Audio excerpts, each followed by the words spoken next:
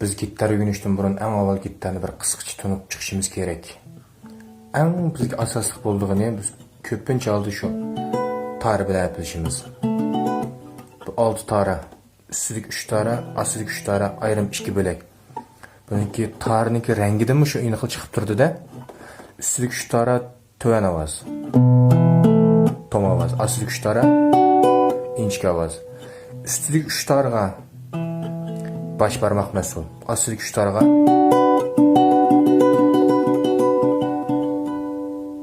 uch barmoq mas'ul. Üstidagi tarni bir tarni emas. Hergiz bu şekilde emas yoki bu şekilde emas. Altın ilgan bo'lsak 5 dan 4 ni tashlayib turamiz. 5 ni ilgan bo'lsak yoki 4 ni ilgan bo'lsak degandek. Eng avval shu tunji mashq qo'limizni oltin tarni ustiga qo'yib, qo'lni ko'ndirimizda avval qo'lniki barmoqlarniki muskullarini ko'ndirimiz. Jivo shigan deymiz-ku.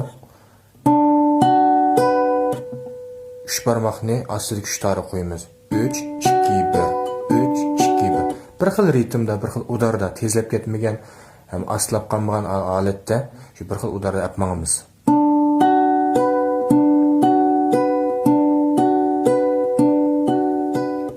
Mush mashqni qilamiz biz mushu padl, mushu gitarga yoki patiga yoki mush o'ng qo'limizga qaramay chaqdek holat kelamiz.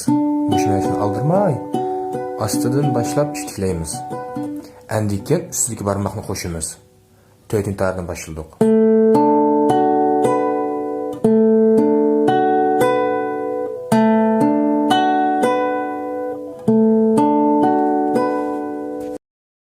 抖音